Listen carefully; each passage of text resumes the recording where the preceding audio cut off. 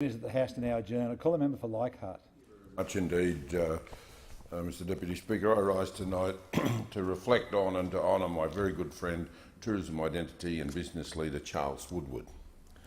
Charlie passed away on the 18th of May 2017 after a battle with cancer, and I certainly was profoundly saddened when I heard the news. He was such a lively character and a generous spirit. I'm really going to miss him turning up to events in his pith hat and his quirky sense of humour. My thoughts are with his wife Pip and sons Michael, Ben and Peter, his extended family and the wide network of friends, staff and contacts. No one could dispute that Charlie was a visionary whose amazing business acumen and leadership helped shape Far North Queensland's tourism industry into what it is today. In the early 1980s, Charlie successfully lobbied for the Cairns Airport to become an international gateway. He continued to focus on building capability through his work on the board of the Cairns Port Authority, and today the airport boasts unrivalled connectivity for a regional city. In fact, it's been recently identified as in the top 13 in international regional airports. It's number 7, so it's doing exceptionally well. Charlie had the foresight to recognise the potential of the Japanese tourism market and was a key player in its development, working in the market to attract investment and visitors to Cairns. He was one of the first to identify the potential of the Chinese market as far back as the mid-1990s and has been working since then to ensure Cairns can successfully meet the travel needs of the Chinese burgeoning middle class. I've personally known Charlie since the days of the orange blossom balls in Coranda back in the early 1980s. Charlie and Pip had purchased a disused Mountain Grove orange orchard, and through their vision turned it into a world-class tourism facility with the opening of the Rainforestation Nature Park back in 1976. Under Charles and Pip's leadership, the Capita Group now consists of Rainforestation, the Australian Butterfly Sanctuary, Cairns Zoom and Wildlife Dome, Jungle Tours and Trekking, Tropical Wings, Cairns Tours and Charters, the Wildlife Habitat, Creers Training Centre and the ABC Sales and Maintenance. While the innovative range of tourism products they have established has paid amazing economic dividends for our city, it wouldn't be possible without the relationships that they've formed along the way. Charlie's strong social conscience was especially evident through his work in addressing inequality in the local Indigenous people.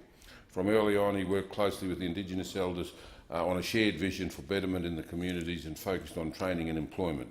His desire to ensure an authentic Indigenous heritage was shared with visitors led to the establishment of the Pamangiri Aboriginal experience in the Rainforestation in 1993. The strength of the relationship was forged between the Woodward family and the Yuraganji people is demonstrated by the longevity of the guides and the performers employed at Paragini. Some team members have been there since the opening 24 years ago and have subsequently seen their children employed in the same involvement. Charlie's community spirit meant that he was the first to put his hand up to offer support for local charity appeals and disaster assistance. This was most evidenced through the founding of the Committee for the Oncology Unit for the Cairns Hospital, or COUCH. COUCHes came about because Charlie and Pip saw how their dear friend Liz Plummer, who was undergoing treatment for cancer, had suffered through the absence of an oncology unit in Cairns. Charlie and Pip were the driving force in rallying the community, corporate and political support. This determination that people in Cairns should not endure the lack of services was the genesis for the establishment of the Liz Plummer Cancer Centre in 2011. The community will again benefit from the generosity of the Woodward family through their donation of a significant parcel of land for the Couch Cancer Help and Wellness Centre. Couch has now raised much of the money needed to build Stage 1, a remarkable achievement, Mr Deputy Speaker, that sadly has come too late for Charlie. Over recent decades, Charlie, Pip and the Capita Group have received many awards for their work in tourism, business, community and Indigenous engagement. Last year, Charlie received life membership of TTNQ, and this year was named Cairns Regional Council Citizen of the Year for the second time.